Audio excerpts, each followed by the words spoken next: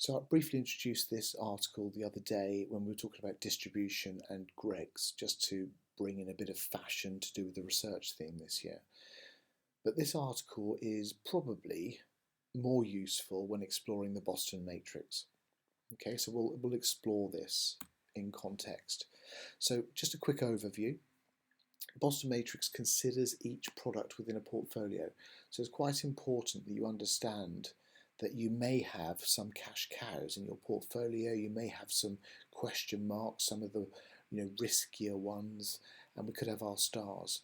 But more importantly, what you must do when you're reading your case studies is you must look for evidence of market growth and market share.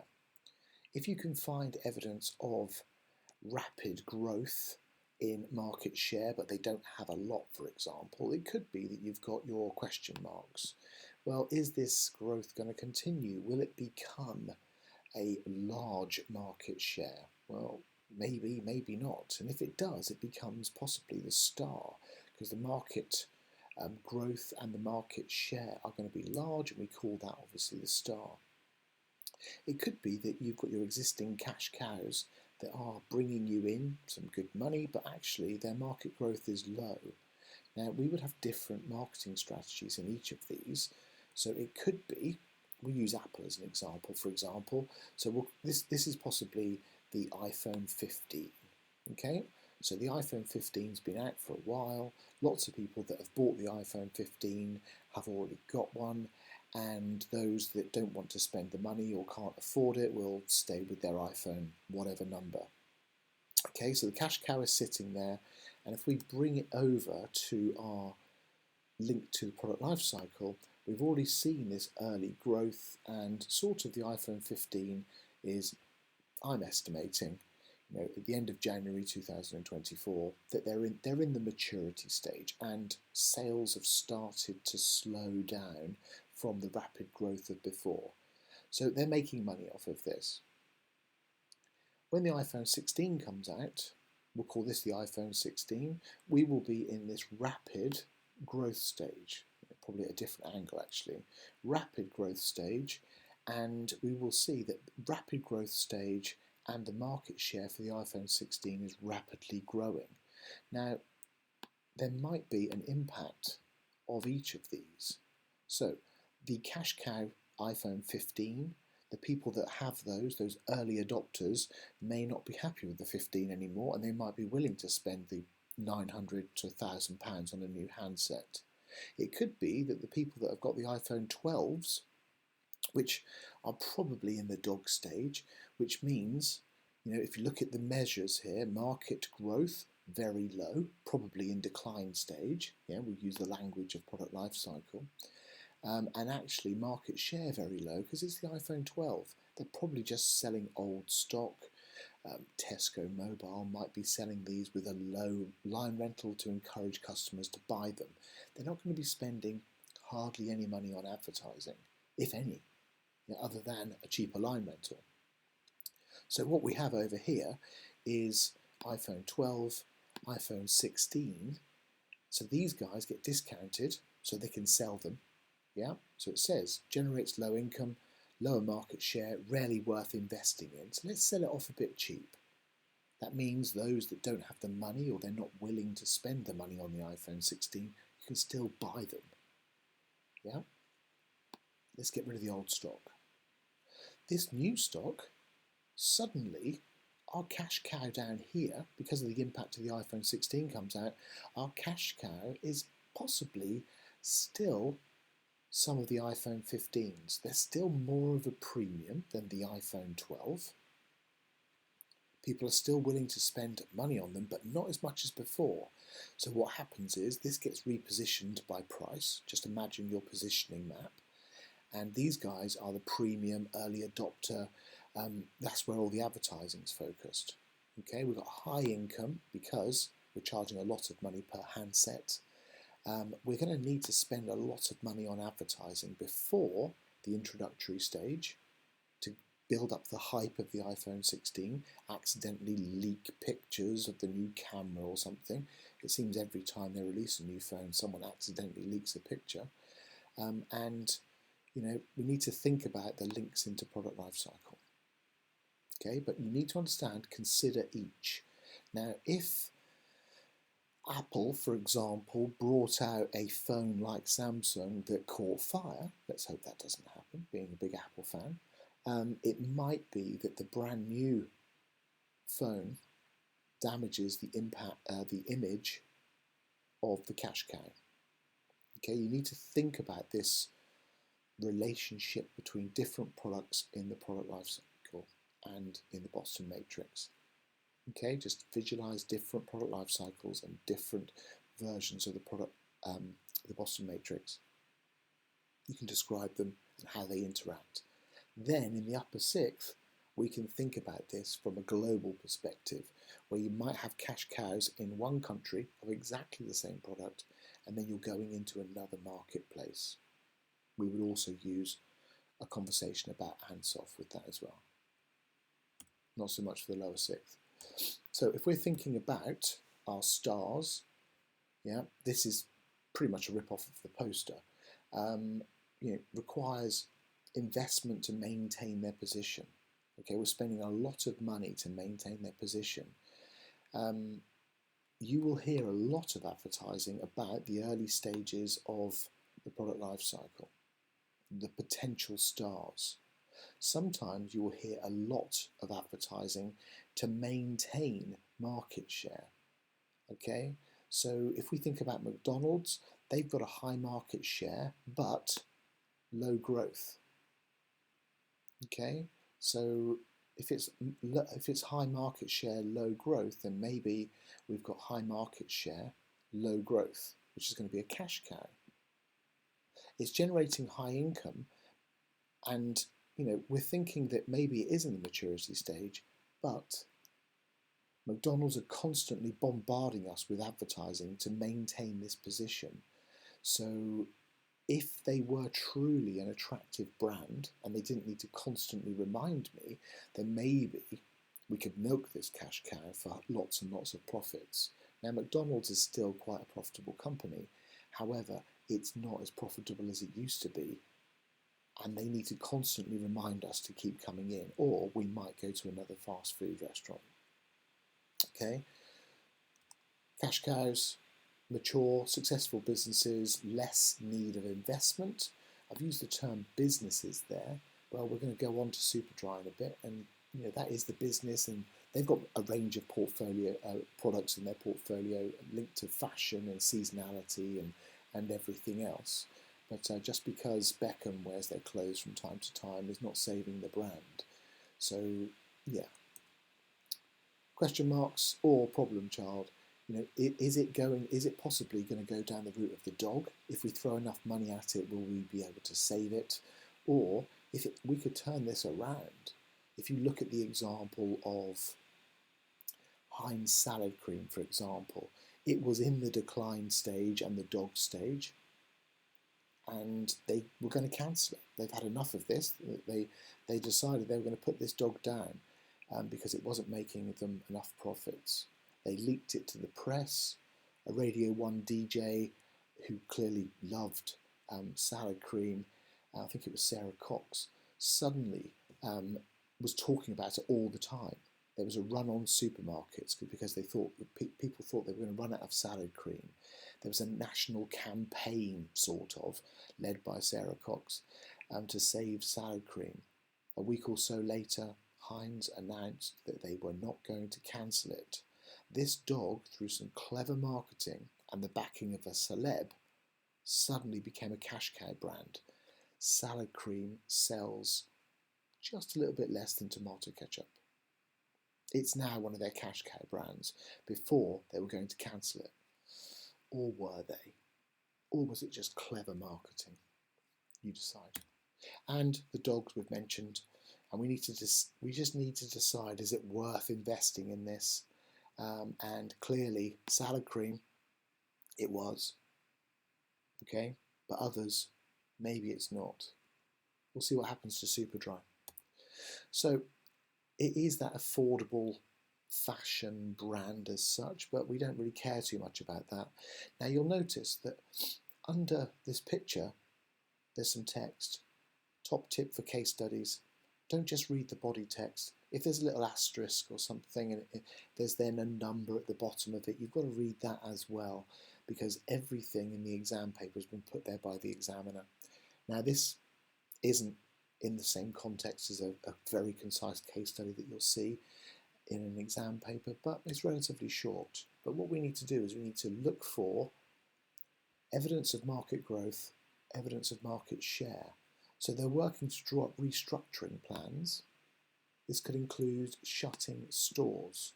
Well, if they're closing stores, maybe their market share is going down. So we're already over in this half of the model because they're going to be closing stores. Therefore, less people can go into their stores. Therefore, they might buy less t-shirts with Superdry logos slapped over the front of them. This option could include CVA. This is, so they could just go into insolvency and someone else buys the brand. Maybe this is another brand that Sports Direct can buy.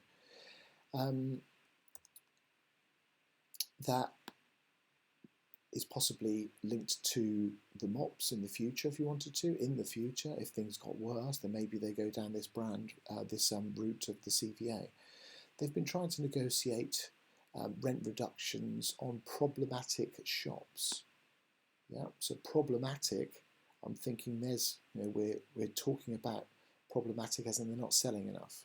Or the rents are so high, because these shops are normally in high footfall areas, that they're not making any profits or enough profits.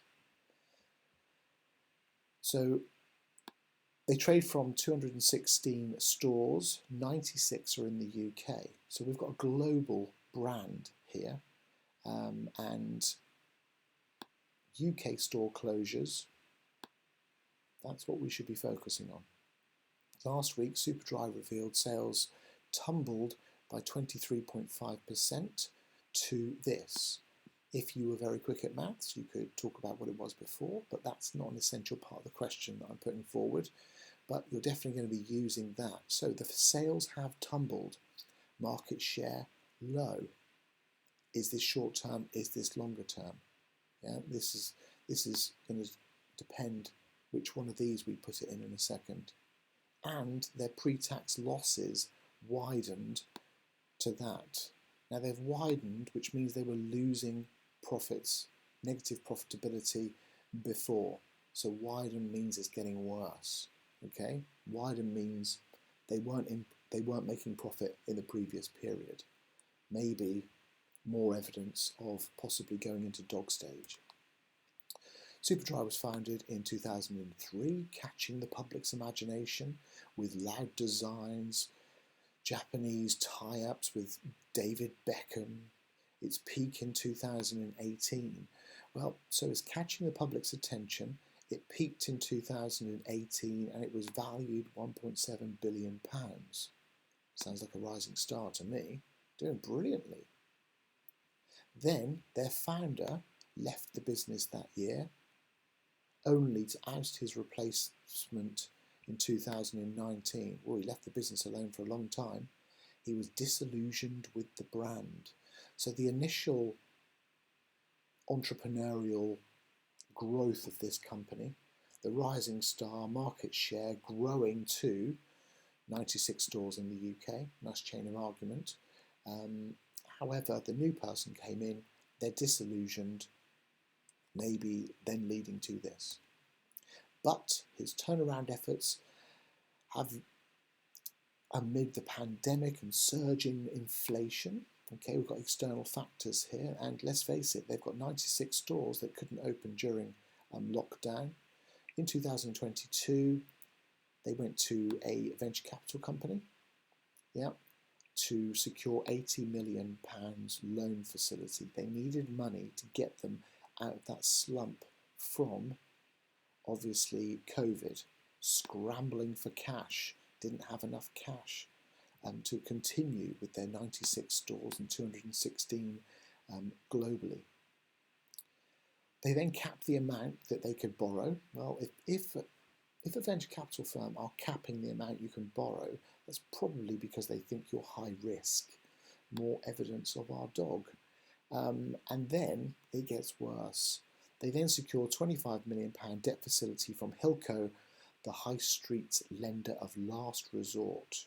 If it's the High Street's lender of last resort, it's probably because they're charging higher interest rates. If this was a finance-based question, I would talk about those risks. If we were talking about potential liquidation, insolvency of the company, then possibly we could have this sort of case study. Okay. Superdry also raised funds by selling its brand in Asia, so they've sold off the rights to it outside of the UK, in Asia, to cut their costs by 40 million. Okay, so number one, they've sold it off. They've got that initial cash injection, which might help them, but also the costs of running these stores or whatever else they're doing out there. So they closed at 16.4p, which is interesting, valuing them at 16.3 million. Okay, so we've got 1.7 billion up here, and we've got 16.3 million down here. Just taking one number away from another, you can talk about how that could definitely be linked to going from the rising star to the dog. That's a big percentage change. Okay, and we can see that someone owns most of their shares because, you know, he is the founder. If this was a source of finance question, maybe he could sell it off to save his company, but not at 16.4p. Anyway, lots to talk about there. Loads of examples of market growth, market share. So here's your question. Using your knowledge of Boston Matrix, which means you've got to use the language of Boston Matrix. You've got to be talking about that market share, market growth, cash cows, possibly not for this one, but definitely going to be talking about dogs, probably. Okay, the likely reasons is part of the hook. Why Superdry is considering measures such as store closures and rent reductions. So likely reasons why linked to considering. Okay, that's what's going to be in your chains of argument, or you're not answering the question. We know it's a 12 marker, so we need PH, PH, answer the question, justify, and a future orientated mobs. So Boston Matrix is a strategic tool that categorizes products or business units based on market growth and market share. Knowledge mark. Let's contextualize it. Superdry is a fashion retailer experiencing a significant decline in sales, application, and market value, categorizing them as a dog quadrant due to the low market growth and market share. Okay, so it's contextualized. We've got a few marks there. More importantly, the context helps us, I think, contextualize the rest of the answer. Superdry is considering store closures and rent reductions as part of its restructuring efforts. We know that from the question, but this is my point. Superdry's strategy is likely because of its declining sales and market position, as evidenced by a nice quotation mark and another one. Nice, so definitely applied. This leads to, so we've got because up here, this leads to the necessity of cost-cutting measures to stabilise the business financially, resulting in the company opting for store closures and rent reductions as practical steps to reduce operational expenses. However, while these measures provide short-term, we do like a bit of short-term versus long-term financial relief, they may not address the declining brand appeal and market competition from brands like Next. So not just market competition, another bit of context in there. If you're going to talk about competition, just name them. Because a bit of context. Another reason, you'll notice the however's there by the way, another reason for these measures is to streamline the business operations, because the company is possibly in the dogs quadrant, application directly into here, leading to a strategic focus on eliminating unprofitable segments. It was those stores that we talked about, yeah, so those problematic ones, which is in here. This results in store closures and trying to negotiate rent reductions to concentrate resources more effectively. the company's focus on negotiating consensual rent reductions on problematic shops supports this point.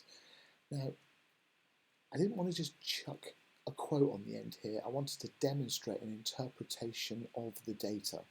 And if we want the top marks, we need to interpret the data, not just quote it. However, streamlining operations could risk further loss of market presence, that's back into Boston Matrix, on UK high streets, context, and consumer reach, potentially negatively impacting further growth, back to Boston Matrix, if customers cannot visit their stores. More application. So it's not just it might impact this, visiting stores, high streets, nice context. Overall, let's answer the question. Superdry's decision to consider store closures and rent reductions can be assessed as a strategic response to its current position in the Boston Matrix, where it is likely categorised as a dog. It's a bit of a repeat, but it answers the question. So we just need to make sure it's justified. And remember, roughly a third of your marks you're going to find in your conclusion. So if you just write a one-line conclusion, don't expect all the marks because you've not justified it properly. This strategy is justified. It says justified in the mark scheme, as it aims to mitigate financial loss and streamline operations in response to declining stages of market value. Now this is simply a repeat. Okay, so if we were looking to improve this, we can cut some of the waffle out. I need to get a pen for this. And that's just a repeat of something that's been said before. So we like to start our justifications with a without reducing costs. Its falling sales and current high levels of debt they've already had to borrow from the lender of last resort. Superdry's financial position may get worse.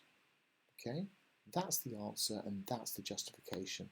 And this is waffle that we don't really need. However, let's have something to do with the MOPs in the future. Future-orientated MOPs. Without addressing core issues such as brand appeal and market competition, these measures might only offer temporary relief. Now, this is definitely a repeat of one of the however points. It is a future-orientated statement, and in some ways, not writing this would have been absolutely fine. It is valid, just a bit of a repeat, really. Maybe 10 marks, maybe 12 marks, I don't know, depends who's marking it really, but it's definitely contextualised throughout. There are 5 chains of argument in each paragraph.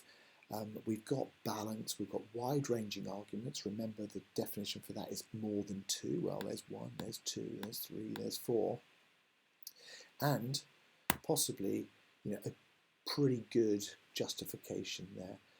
Linking into that lender of last resort, just to really push the picture of this is a struggling, debt-ridden company that needs to slash their costs soon, or they're pretty much stuffed. However, is this going to save them? Not sure. Watch this space, and we'll see if Sports Direct, aka the Frasers Group, pick them up, and then you'll be able to buy your Superdry in House of Frasers. Anyway, hopefully that was useful. Have a good day.